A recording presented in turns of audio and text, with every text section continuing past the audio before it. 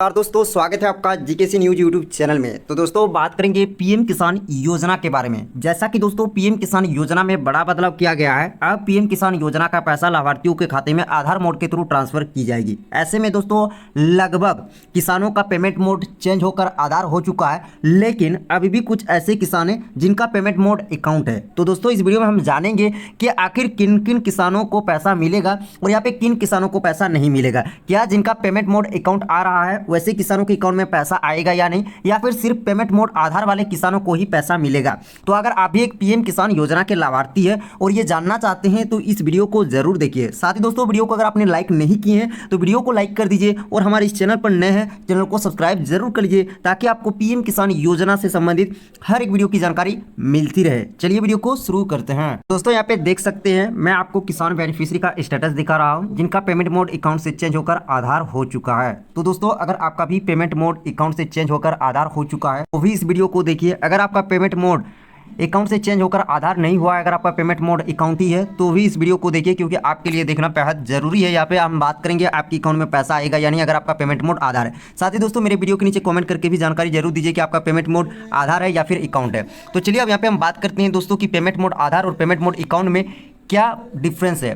तो दोस्तों मैं यहाँ पे आपको बता दूं कि जो पेमेंट मोड आधार है, आप दोस्तों जो पीएम किसान योजना का पैसा पहले अकाउंट मोड के आता था, आपके अकाउंट डिटेल यानी आपका अकाउंट नंबर और आईएफएससी कोड के थ्रू पैसा ट्रांसफर किया जाता था, लेकिन अब आधार मोड के थ्रू पैसा ट्रांसफर होगा। यानी आपके अकाउंट में जो भी जिस भी अकाउंट में मान लीजिए आपके पास एक से ज़्यादा बैंक अकाउंट है या फिर एक ही बैंक अकाउंट है, तो अगर आपके बैंक अकाउंट में एनपीसीआई मैप्ड है यानी आधार टू एनपीसीआई मैप्ड है तो आपके उसी अकाउंट में पैसा क्रेडिट होगा जिसमें आपका आधार टू एनपीसीआई मैप्ड होगा।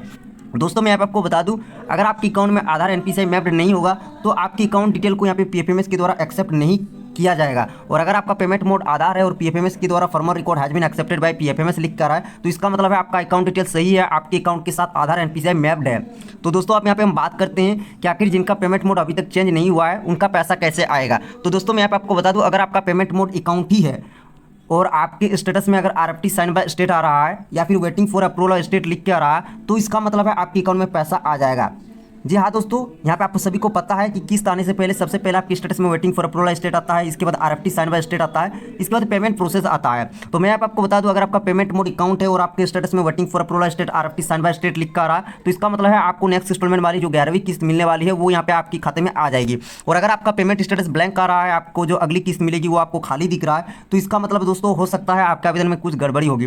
तो इससे पहले आप अपने अकाउंट डिटेल के साथ ये चेक कर ले कि आपके आधार और अकाउंट नंबर एनपीसीआई मैप्ड है या नहीं, आपके अकाउंट के साथ आधार टू एनपीसीआई मैप्ड है या नहीं। दोस्तों यहाँ पे अकाउंट के साथ आधार लिंक होना और एनपीसीआई मैप्ड होना अलग चीज होता है। मैं यहाँ पे आपको बता दूं अगर आपके पास एक से ज्यादा बैंक अकाउंट है तो आपके एक ही बैंक अकाउंट में आधार एनपीसीआई मैप्ड होता है, बाकी सभी में आधार लिंक रहेगा लेकिन एनपीसीआई मैप्ड एक ही अकाउंट में होता है। और अगर आपके पास एक बैंक अकाउंट है तो उसमें आपका आधार एनपीसीआई मैप्ड जरूर होगा, नहीं होगा तो आप अपने बैंक में जाके करवा सकते हैं। साथ ही आप ऑनलाइन भी चेक कर सकते हैं आधार के वेबसाइट से।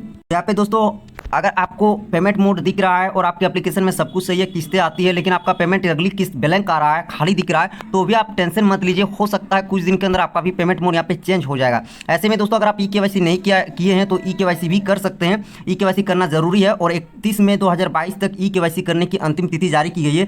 इस बार की जो किस्त आपको मिलेगी वो बिना ई-केवाईसी के ही मिल जाएगी। दोस्तों अगर आपका पेमेंट मोड आधार हो चुका है तो इसका मतलब है आपके आवेदन में कुछ भी गड़बड़ी नहीं है। अगर आपका पेमेंट मोड आधार होकर नेक्स्ट इंस्टॉलमेंट में आपका वेटिंग आरएफटी भी आ रहा है तो इसका मतलब अगली किस्त भी आपको यहाँ पे मिल जाएगी। और अगर आपका पेमेंट मोड अकाउंट है और आपके स्टेटस में waiting for approval state RFT sign by state अगली किस्त में लिख कर रहा है तो इसका मतलब भी है कि आप इस बार की किस्त आपको यहाँ पे मिल जाएगी, बिना पेमेंट मोड आधार के ही आपको अपने अकाउंट में आपका पैसा आ जाएगा।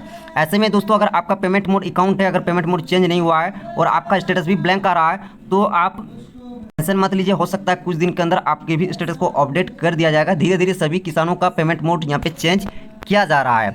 और एक बार आप अपने बैंक में जाकर जरूर चेक कर ले कि आपके आधार और अकाउंट लिंक है या नहीं, आपके अकाउंट के साथ आधार एनपीसीआई मैप्ड है या नहीं, ये भी एक बार जरूर चेक कर ले, नहीं है तो आप करवा लीजिए। तो मैंने आपको इस वीडियो में दोस्तों जानकारी दे दी क्योंकि बहुत सारे ऐसे किसानों का कमेंट आता है।